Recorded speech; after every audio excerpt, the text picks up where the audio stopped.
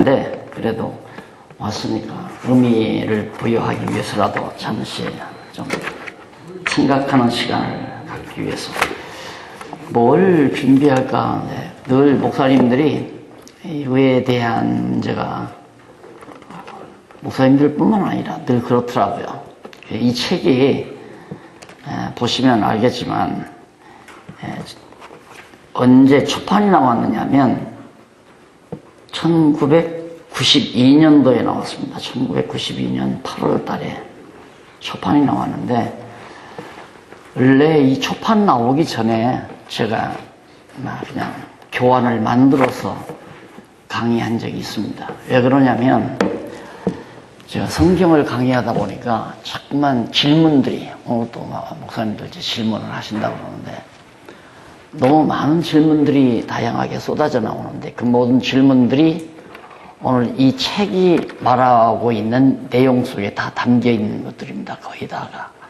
그래서 안 되겠다 해서 이 문제를 좀 강의를 했는데 그 뒤로 이 강의에 대한 관심이 참 많더라고요. 그래가지고 이제 책으로 좀 출판해 줄 수 없느냐. 그래서 손질을 해가지고 초판을 92년도에 내고 재판 조금 더 수정을 해가지고 정정 보완해서 재판을 냈습니다.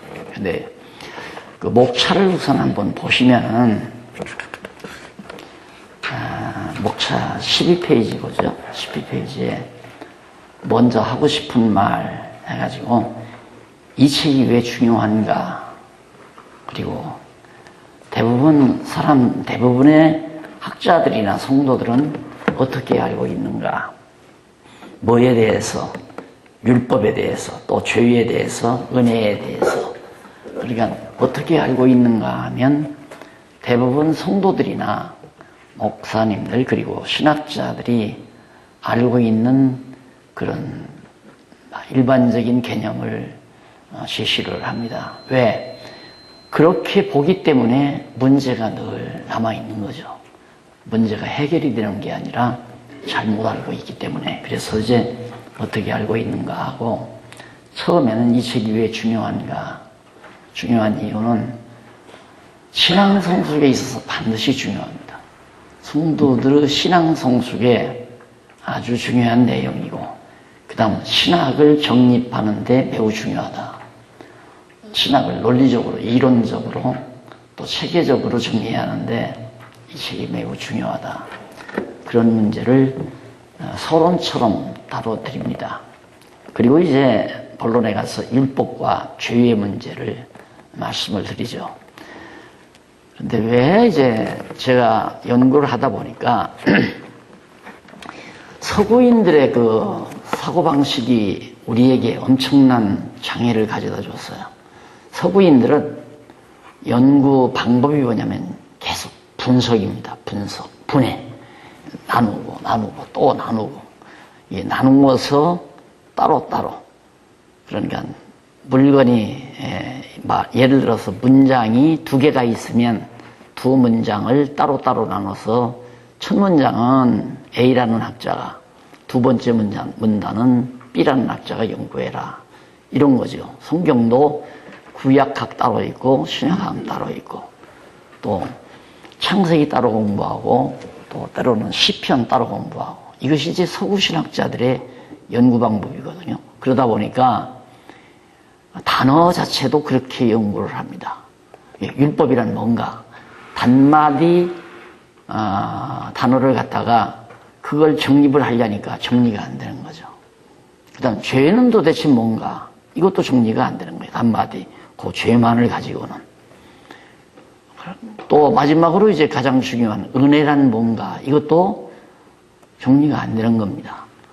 그러다 보니까 은혜도 뭐가 은혜인지 정리가 안 되고 죄도 그렇고 율법도 그렇고 모든 신학이나 신앙에 있어서 파생하는 모든 문제들이 이 세 가지 단어에 집중되어 있다는 사실을 제가 이제 깨달은 거죠. 깨닫고 이게 바르게 이해가 되려면은 서로 관계성 안에서 이해가 돼야 되겠구나 하는 생각을 하게 된 겁니다. 그러니까 예를 들면 나도 그렇습니다. 나와 지금 예를 들어서 나와 내 아내와의 관계에서는 내가 남편으로 등장하잖아요. 아내는 내 아내고, 그러니까 아내와의 관계에서는 남편이고, 내 후배들과의 관계에서는 내가 선배 역할이 되는 거고요. 성도들과 관계에서는 내가 목회자로서 담임 목사 그런 관계가 되듯이, 그러듯이 모든 개념들도, 단어의 개념들도 어떤 단어와 관계를 지어서 설명이 되느냐에 따라서 정확하게 설명할 수 있다는 사실을 이제 깨닫게 된 거죠.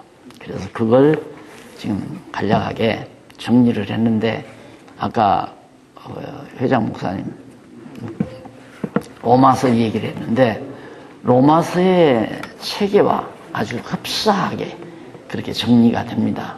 그래서 그 관계는 하나하나 차례로 설명하도록 그렇게 해드리고요. 그 다음 이제 율법과 죄와의 관계, 그 다음 죄와 은혜와의 관계, 그 다음 마지막으로 결론 삼아서 율법과 죄, 그리고 율법과 죄와 은혜와의 관계, 이 세 단어가 함께 관계성을 지니고 우리에게 이해될 때 정확하게 그 개념이 우리에게 들어온다. 그래서 제가 이제 그 구도를, 이 책의 논리적 구도를 그렇게 정리를 해 보았습니다. 네. 뭐 제가 써놓고 저와자찬한다는 게 좀 쑥스럽기는 하지만은, 이 책에 대한 관심은 날이 갈수록 더해가더라고요. 점점 가면 갈수록 더해가고. 그래서 지금 이 책이 현재 박사 논문을 쓰고 있는 우리 박공기 강사가, 철학 박사인데, 신학 박사 학위를 지금 하기 위해서 지금 외신에서 박사 학위를 지금 하고 있는데, 박사 논문에 필요한 모든 이론이 이 책에 있답니다. 그래서 그분이 지금 한 2년 전부터 이걸 영문으로 지금 다 번역을 해서 거의 번역이 됐습니다. 번역이 됐는데, 아마 최종적으로 이번 여름에 영국에 있는 친구를 만나서, 이제 원어민이죠. 친구를 만나서 다시 한번 이제 최종적으로 점검을 하게 되면 모르겠어요. 금년 말이나 내년 초에 영문판으로 나오게 될 거라고 그렇게 기대를 하고 있습니다. 그러니까 목사님들은 아마 상당히 의미 있는 시간이 되지라고 생각해요. 강의도 하지도 않고 제가 서두에서 이렇게 말씀드린다는 게 좀 송구스럽습니다만은, 어쨌든 회장님도 아마 읽어보신 것 같아요. 가만히 오늘 사회를 하시는 거 보니까 회장님이 대충이라도 이걸 이렇게 훑어보셨구나. 정말 중요합니다. 그래서 왜 이 책이 왜 중요한가, 우선 그것부터 서문에서부터 한번 간단하게 정리해 보십니다.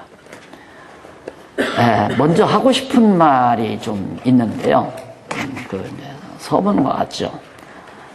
먼저 하고 싶은 말에서 이 책이 왜 중요한가라는 것이 이제 첫 번째 대목이에요. 대목인데, 율법과 죄 그리고 은혜라는 주제로 글을 쓰게 되는 데는 아주 커다란 이유가 있습니다.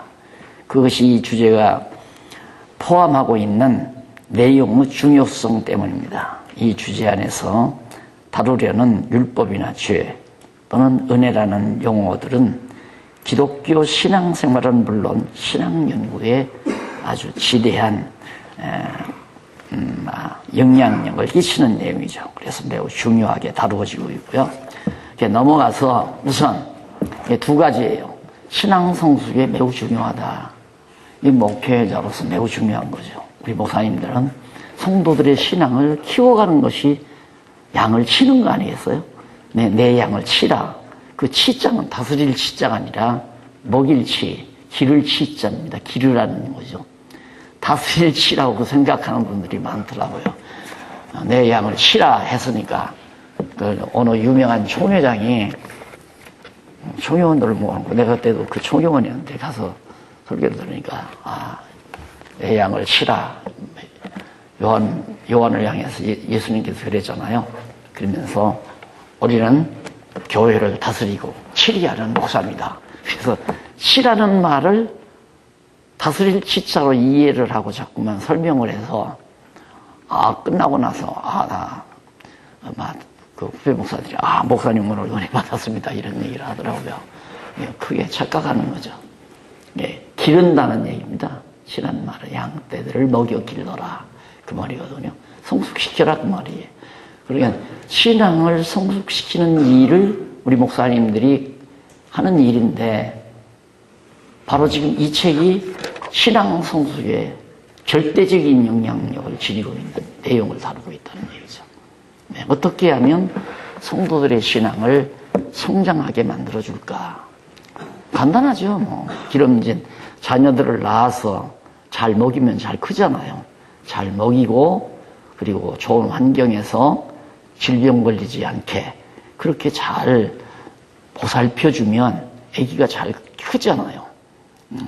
그러듯이 우리 목사님들은 성도들이 50명이든 100명이든 1000명이든 성도들의 신앙을 양육해서 길러야 할 그런 사명을 가진 자들이기 때문에 이 책은 정말 중요하다.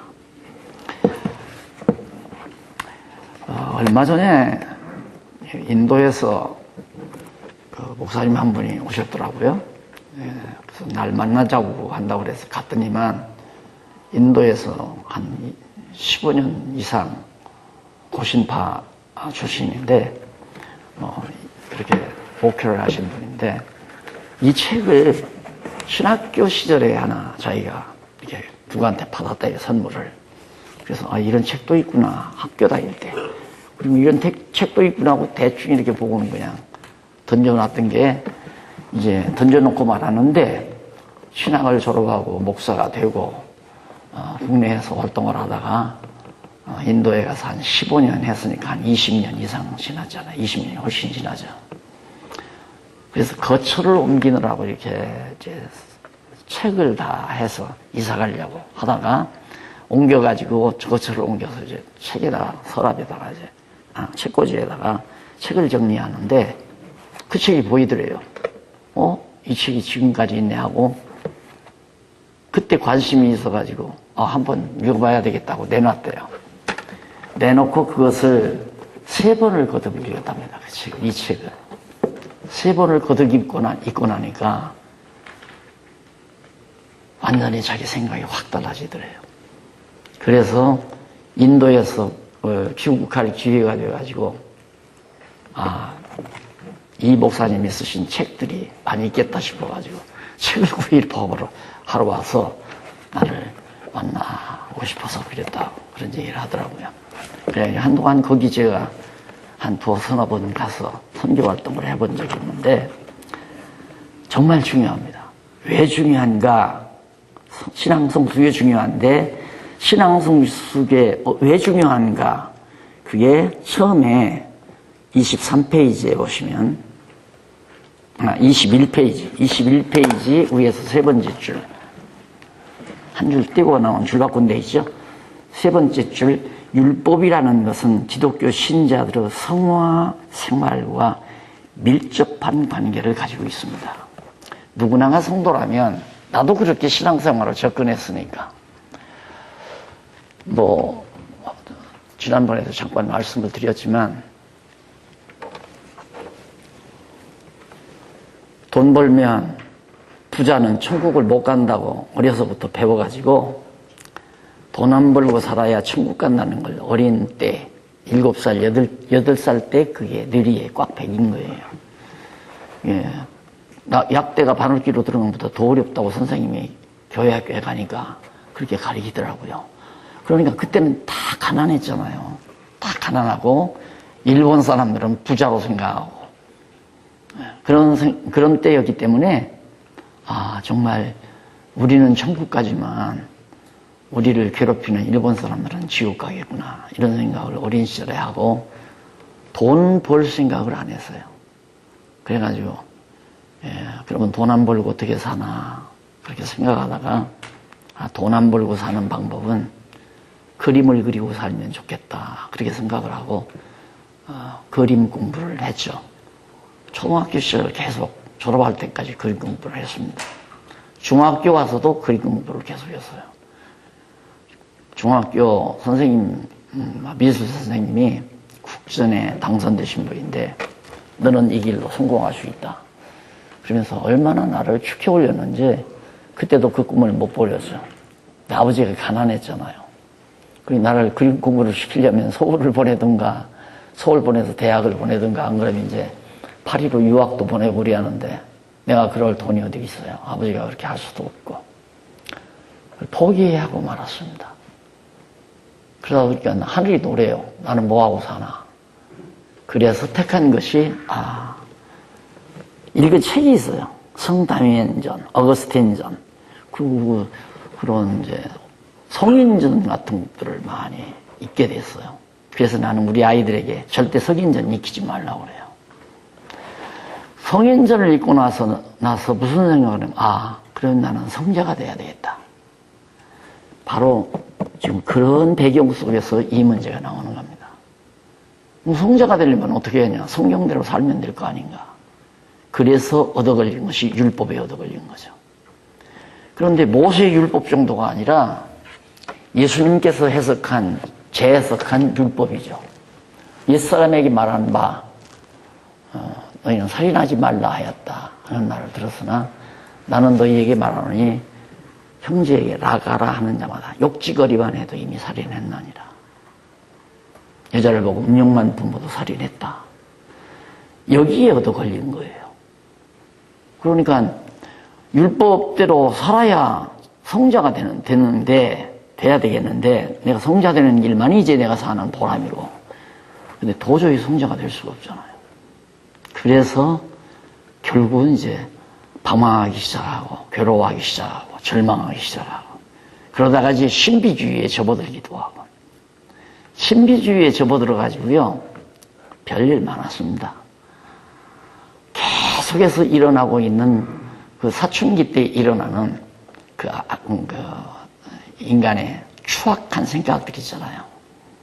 그런 것들에 의해서 내가 견딜 수가 없는 거예요. 도저히. 특히 이제 한참 성장 과정에서는 성욕에 대한 그 고통이라는 건 이루 말할 수가 없죠. 그래서 선배들을 보니까 거세하는 선배도 있고요. 거세.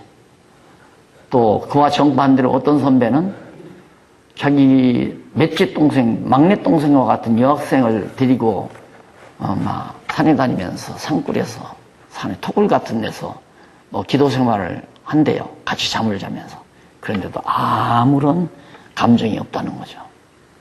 나는 이제 거기에 빠져버린 거예요. 야, 저 선배는 어떻게 하면 저렇게 어린 아가씨를 데리고 밤에 같이 잠을 자도 아무도 없는 토굴 속에서 기도하면서 잠을 자도 아무런 어떤 감정이 없을까. 어떤 선배는 도저히 그게 안 되니까 거세를 해버린 선배가 있어요. 그렇게 한마트면 나도 거세했을지도 모르죠. 그러면 딸 둘 없을 거고요. 그런 것들이 다 신비주의고 소위 이제 금욕주의고 다 겪어봤습니다. 그래서 나도 내가 이걸 못 깨달았으면 나는 예수를 안 믿었을 것이고 만약에 예수를 안 믿었으면 기독교를 제일 앞장서서 반대하고 대적하는 악마로 바뀌지 않았으면 자살해버리고 말았을 거예요. 저는 그랬을 거예요. 근데 제가 이 귀한 내용 때문에 숨통이 터져가지고 오늘이 있게 된 겁니다.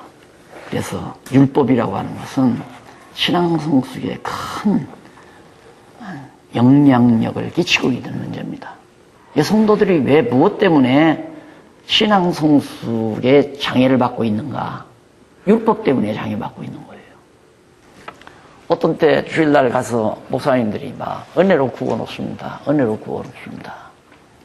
그러다가도 또 어떻게 들으면 믿기나 하면 뭐하냐 이게야. 행함이 없는 믿음은 죽은 믿음이다 해가지고 죽은 믿음 가지고 구원 얻을 수 있느냐? 행해야 된다 이거예요.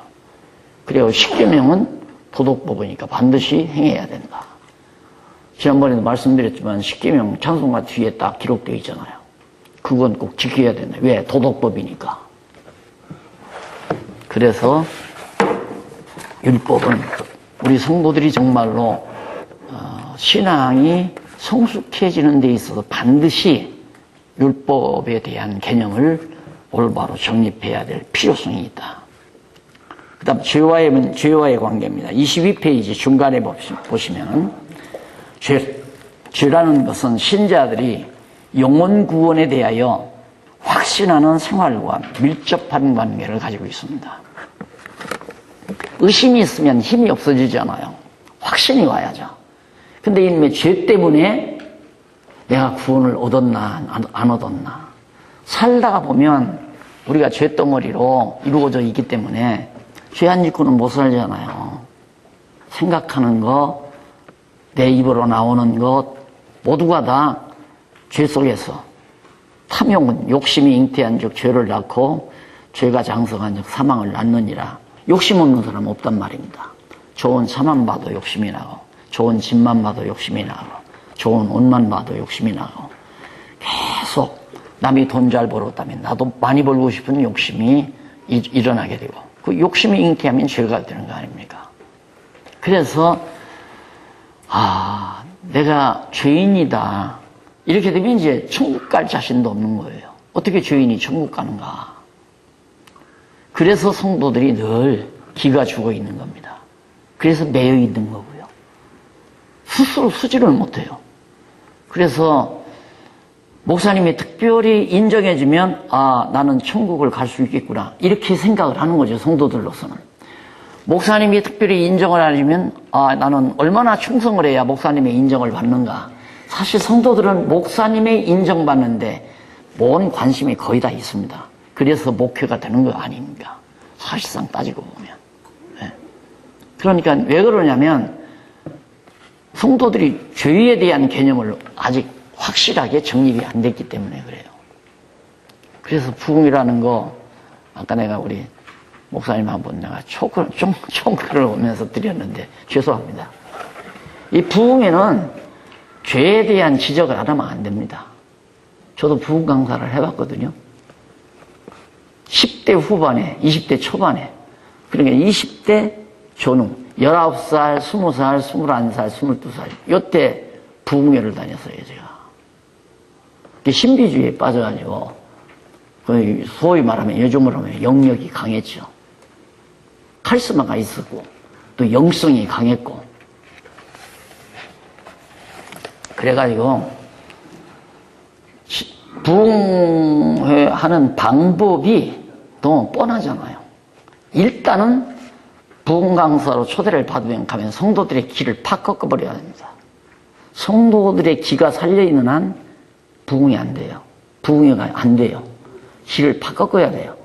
기를 꺾는 방법은 계속해서 하루나 이틀까지 갈 거 없어요. 첫날 저녁에 다 잡아버려야 돼요. 다 죄인이다 이거야. 죄 없자. 죄 있잖아 지금. 그래 죄 가지고는 안 돼. 안 돼. 천국을 죄인 갈 수가 없는 거야 하면서 죄를 하나하나 지적하는데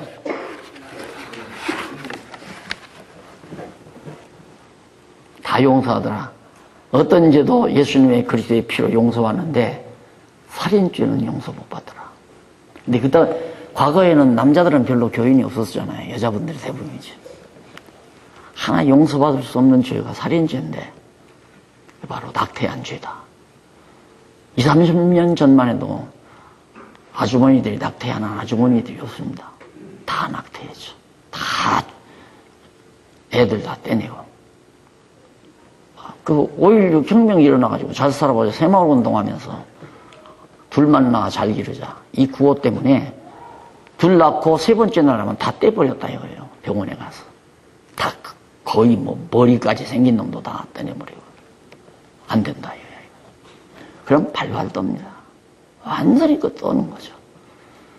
그런 다음에 한 이틀, 사흘째 지나면서 이제 내가 그런 분들을 위해서 특별히 기도를 하겠다. 안수 기도를 하겠다. 그런 때처럼 보여야 된다.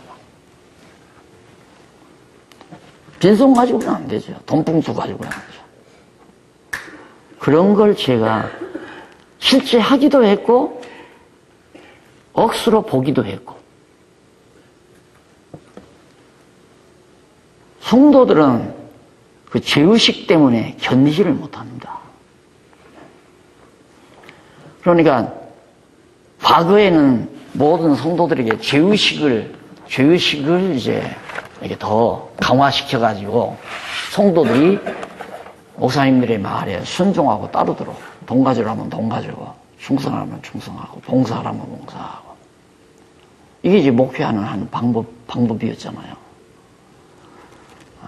내가 이런 얘기를 목사님들에게 너무 빨리 하는지는 모르지만 이걸 자꾸 해달라니까 회장님 제가 좀 자제를 해야 할까요? 그냥 해야 할까요? 그냥 하세요? 그럼 책임지세요, 회장님. 그럼. 그래서 이 죄에 대한 정확한 개념이 성경적인 정확한 개념이 성도들에게 정말 바르게 전달이 돼야 성도들의 신앙이 자라날 수 있다.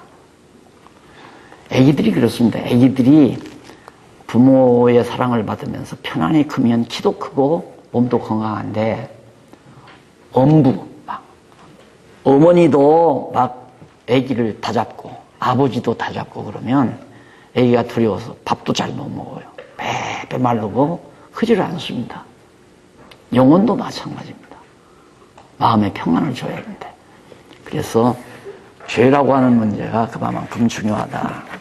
그 다음 마지막 이쪽 23페이지 밑에서 6째 줄 보면 은혜라는 것은 신자들이 평안한 중에 나타나는 감사생활. 내가 은혜를 느껴야 감사한 마음이 생기잖아요. 내가 조원구 목사님에게 엄청난 은혜를 입었다. 내가 수영을 못해서 바다에 와가지고 정말 더워서 바다에 들어갔다가 내가 물을 먹고 이제 바다에 빠져 죽을 뻔하는데 조원구 목사님이 나를 건져내서 살려주었다. 그 은혜를 내가 느낄 때 목사님을 보기만 하면 아이 목사님 감사합니다. 이 은혜를 어떻게 갚아야 할까요? 이렇게 돼야 되잖아요. 네, 은혜라고 하는 것도 참 지금까지 많이 해석돼 잘못되어 있는 거죠. 은혜가 뭔가 발발발로 떠는 게 내가 신비주의에 빠졌댔으니까 진동, 이 진동의 은사라 이거예요. 막 기도할 때 떨리. 그리고 막 오랑캐스를 쏠라 방언하고 환상 보고 무슨 음성을 듣고 이런 게 은혜라는 거죠. 그러니까 성도들이 은혜 받으려고 기도원에 막 구름대처럼 몰려들었잖아요. 오죽하면 기도원에 무슨 기도원이 다 있었냐, 방언 기도원이 있었냐. 막 여기 봐야 여기만 오면 개만 방언 못 받지 다 받는 기도원이 있었잖아요. 저 춘천 가는 가도에. 그 사람 사업적으로는 성공했죠. 일찍 죽었지만. 그것이 한국교회 상황이었어요. 지금도 은혜라는 걸 그렇게 생각하잖아요. 야, 기도하는데 등골이 막 확 나더라. 등골 뿐입니까? 산에 가서 기도를 하면요, 바위들 막 어느 바위들, 이번에 커피숍에 가니까 앞에 바위들이 그런 바위들 만나면 끝내주는 거예요. 산기도 가서.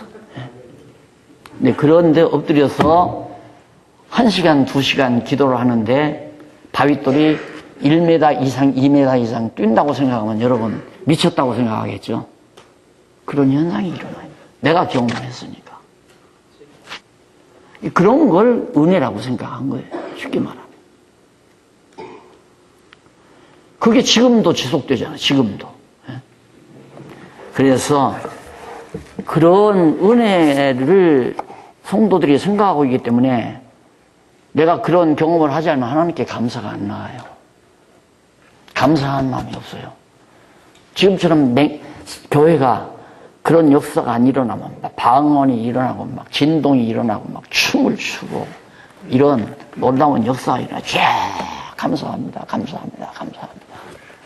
그래서 돈 봉투가 막 쏟아져 나오지 지금은 그게 안 되잖아요. 연보가 점점 줄어들고. 그래서 이대로는 안 된다. 오늘 또 어느 목사님 그러더라. 운영비를 줄여야 된다. 교회 운영비를 줄여야 된다. 왜? 연보가 안 나오니까. 연보가 안 나온다는 말은 은혜에 대한 감동이 사라졌다는 얘기입니다. 그러니까 은혜에 대한 개념 자체가 지금 잘못되어 있어요. 성경과는 거리가 멀어져 있다 이거죠. 그래서 신앙 성숙에 매우 중요하기 때문에 이 책은 반드시 읽어야 되고 숙독해야 된다는 의미죠. 그 다음 두 번째가 25페이지에 나오는 겁니다. 신학 정립에 중요하다. 신학을 정립하는 데 아주 중요합니다. 왜? 사실 아직 신학이 정립이 안 됐잖아요. 계속 지금 신학의 주제가 바뀝니다. 지난번에도 말씀드렸지만 나 학교 다닐 때까지만도 구속사가 신학의 주제였어요. 그러다가 나 졸업할 무렵에는 77년도에 내가 총신을 나왔는데 그때 이제 구속사 그거에 의해서 배웠죠. 그 다음 졸업할 무렵에 미국이나 유럽에서 하나님 나라 신학이 지금 막 거론되고 있다고 그러더라고요. 아니 나다니까 졸업하고 목사 돼가지고 교회 개척해서 한 5, 6년, 7, 8년 지나니까 벌써 총신에 하나님 나라 신학자가 들어왔다고 그러더라고요. 그때부터 하나님 나라 그러더라고요. 그 다음 얼마 지나니까 화란에서 처음 교회신학 박사학위 받아가지고 왔다는 신학 교수가 바로 하나님 나라가 아니라 문화명령 신학. 창세기 1장 28절이 문화명령이다. 그래가지고 문화명령으로 신학의 주제를 정하는. 그건 문화명령이란 말은 문화를 창달을 해서 이따 후에 인간들이 정말 아름답게 살아가는 그런 기독교 문화를 창달해 나가는 것이 바로 신학의 주제다. 사회복음주의와 만나는 거예요. 인본주의의 첨단이고. 지금도 신학의 주제가 안 정해져 있잖아요. 지금 현재 나오는 것은 어쩌면 창세기 2장 이전에 하나님의 언약이 있어야 한다 그 말이에요. 하나님의 언약이 있어야 한다. 그거 가지고 지금 완전히 양분이 돼가지고 싸우고 있는 상태입니다. 현재 신학 상황은. 그러니까 신학이 정립이 안 돼 있는 상태예요. 그런데 이 책은 왜 중요한가? 신학 정립에 있어서 필수적으로 아주 중요하다. 왜냐하면 거기 나오죠.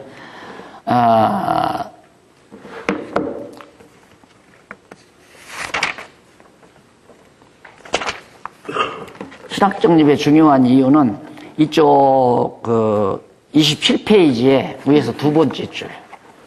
개혁파 신학의 율법에 관한 교리는 기독교 윤리학과 밀접한 관계를 지니고 있습니다. 지금 기독교 윤리학 정립이 안 돼 있잖아요. 기독교 윤리학. 윤리학이라는 것이 나도 이제 신학교 다니면서 윤리학 배웠습니다만은 일반 윤리학에다가 신학적인 용어를 바꿔 끼워넣은 정도예요. 일반 윤리학에. 그러니까 결국은 하나님이 명하신 율법을 철저히 순응하고 지키는 삶이 기독교 윤리다 이 말이에요. 결국은. 그러니까 일반 윤리학은 도덕을 따라야 되는 거고 기독교 윤리학은 율법을 따르는 거고 율법 지켜야 된다는 얘기죠. 그래서 도덕법이라고 그러잖아요. 기독교 윤리학이 잘못되어 있기 때문에 성도들은 바로 율법 문제만 갖다 대면 겁이 나는 거죠. 자신이 없는 거고 확신이 없는 거고. 그래서 기독교 윤리학이 바르게 정립이 되려면 바로 이 책이 말하고자 하는 귀한 주제들을 바르게 정립하는 일이 매우 중요하다. 또 하나는 28페이지에 나오죠. 중간에 보면 개혁화 신학의 죄에 관한 교리는 교의 신학의 무엇과 관련이 있느냐면 신론과 인죄론이 안고 있는 난제들과 직접적으로 관련이 있습니다. 그러니까 죄에 대한 문제는 하나님이 죄를 지었느냐? 아니다 이거죠. 그러면 죄는 어디서 나오냐? 마귀에게서 나왔다. 마귀는 어떻게 됐느냐? 마귀는 하나님이 창조한 것이 아니라 하나님이 원래는 선하게 지어놓은 천사인데 천사가 타락해서 마귀가 됐다. 성경에 없는 얘기를 그렇게 정리를 해서 마귀론을 정리하잖아요. 이게 하나님과 죄와는 무관한 것으로 전혀 무관하다. 죄와 하나님과는. 이게 신론이 잘못되어 있는 거죠. 그것 자체도. 그래서 이제 신론과 관계가 있고 그 다음 이제 뭐가 관계가 있냐면 인죄론.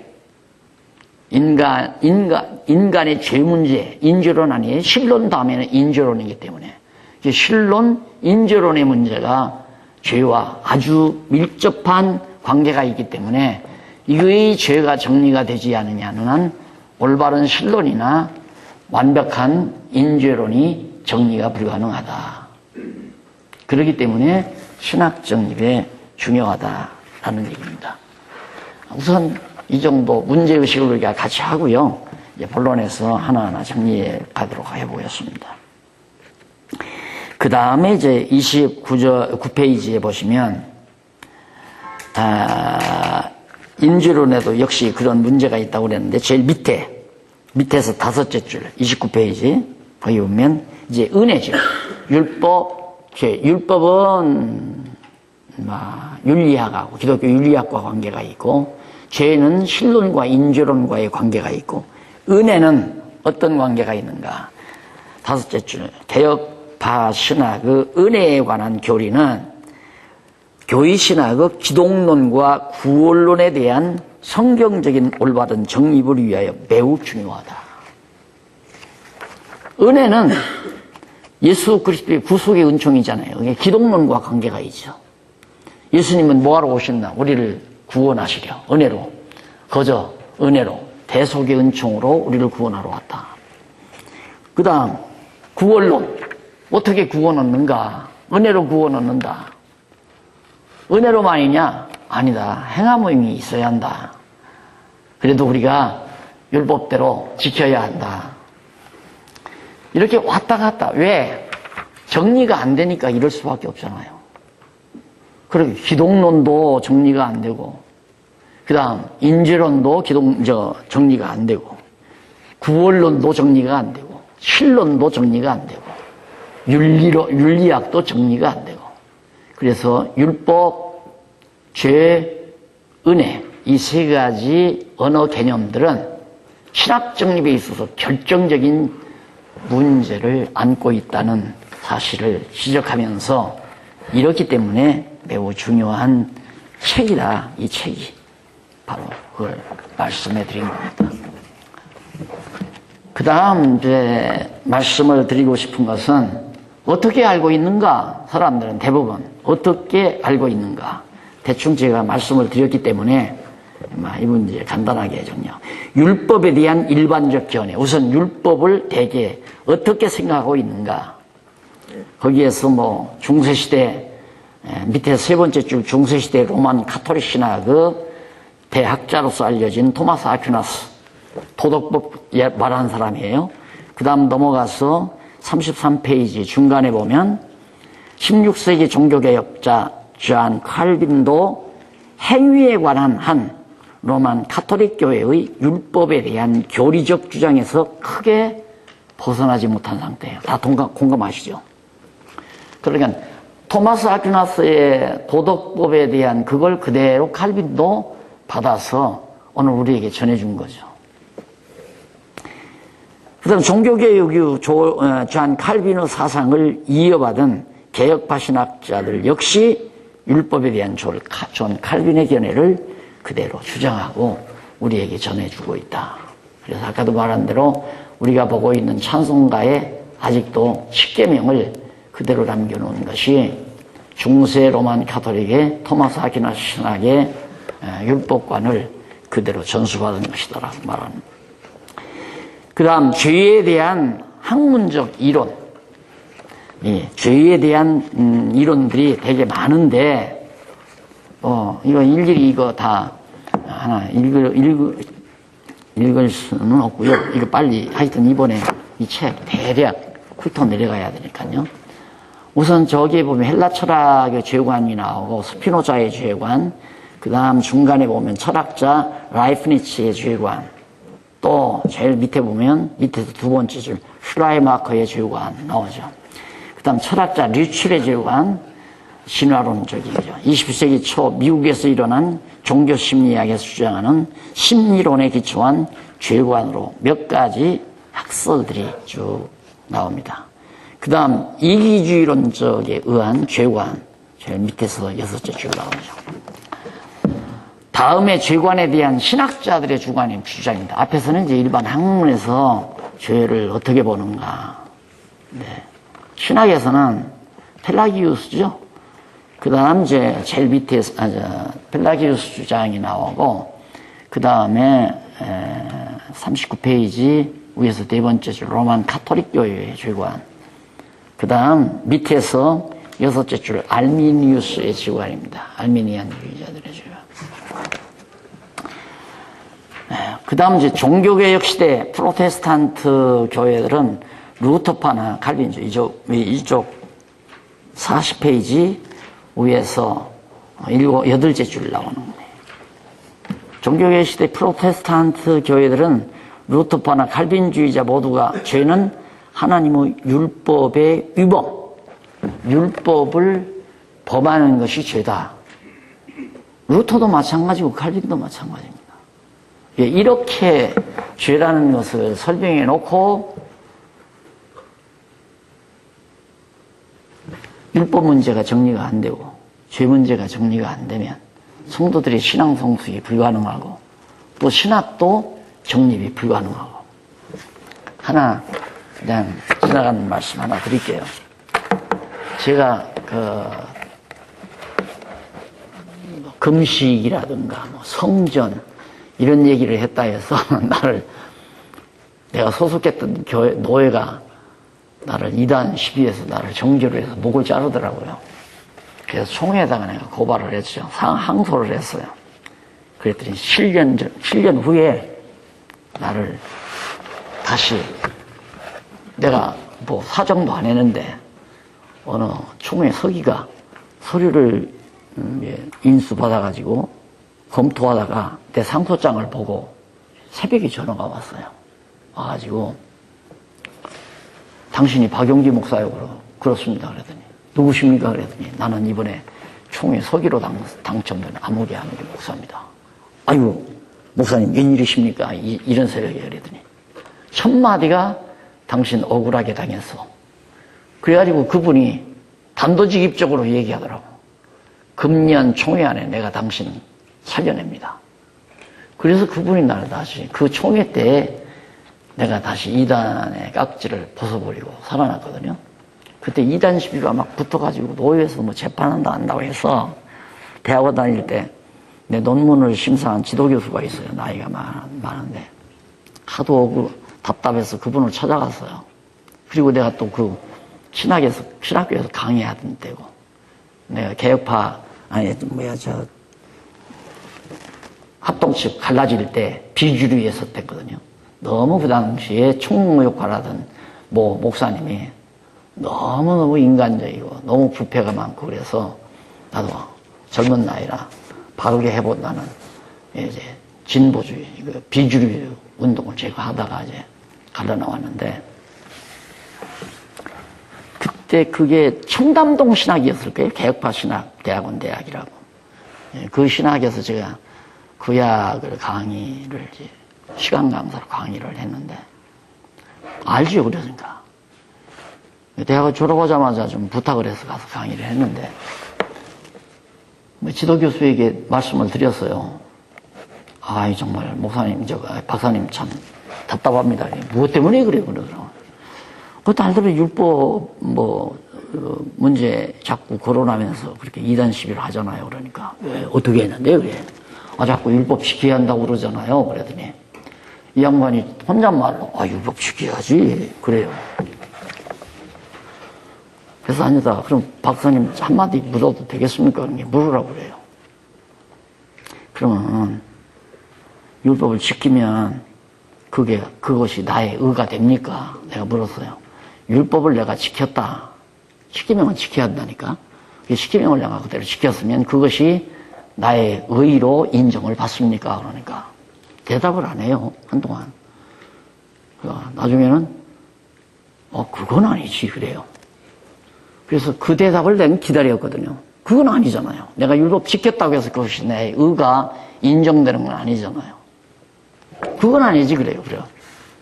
그럼 박사님 하나만 더 물어도 되겠습니까? 물으라고 그래요. 그러면서 내가 살다가 도저히 정말 많은 유혹을 피하지 못해가지고 내가 율법을 범했다. 그러면 그게 죄가 됩니까? 안 됩니까? 내가 물었어요.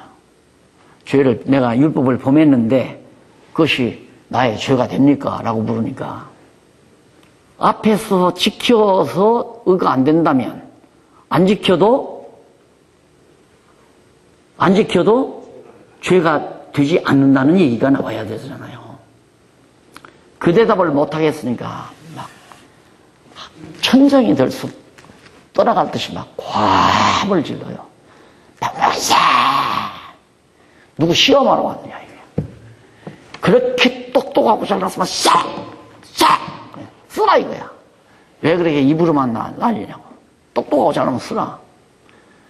그때 내가 충격을 받고 지금 책을 한 40여 권을 쓴 겁니다. 그래서 그분이 살아계시면 반드시 내가 인사가죠. 고맙다고. 진짜 고맙다고 인사가죠. 돌아가셨어요. 어디에 묻히셨는지는 모르지만 묘소에 찾아가서 목사님 고맙습니다 할 필요는 없지만 참 고마운 분이에요. 안 그랬으면 나 책 안 썼을 거예요.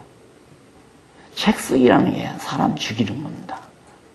근데 알고 보니까 안 쓰고는 못 견디겠더라고요. 그래서 지금도 쓰고 있거든요. 지금도 계속해서 집필을 하는데 바로 그런 문제에 봉착했기 때문에 지금 이 죄 문제에 대해서 아주 제가 관심을 갖고 그래서 이제 이 죄관에 대한 신학자들의 견해가 지금 쭉 나오는데 알미니안주의 견해 나왔죠. 그 다음 40페이지에 보면 위에서 네 번째 줄 요컨대 알미니안 신학자에 의하면 죄라는 것은 알고 있는 율법에 대한 위법이기 때문에 똑같아요. 그래서 종교개혁 시대에 보면 첫째, 둘째 쭉쭉 줄바꾼 데 나오죠. 첫째, 특종적 고학이라고는 주장. 그 다음 두 번째, 죄는 절대적 성격을 지니고 있다고 한다. 그리고 셋째, 죄라는 것은 의지박약이나 감각성과 유약성 또는 무지와 같은 결핍을 본질로 한 것이라고 말하기도 하고 네 번째는 죄라는 것은 제일 밑에 두 번째 나오죠. 하나님의 율법이나 성질의 관계가 있는 것이다. 그렇게 말을 하고 그 다음에 이쪽 41페이지 중간에 보면은 다섯째 나오죠. 죄라는 것은 죄책과 오염을 겸한다. 여섯째는 죄라는 것은 인간의 마음이나 혹은 영혼의 중심기관이다. 이런 식의 말들을 해가는 것이 바로 일반 신학자들의 견해입니다. 잠깐 쉬었다가 해야 되겠네요.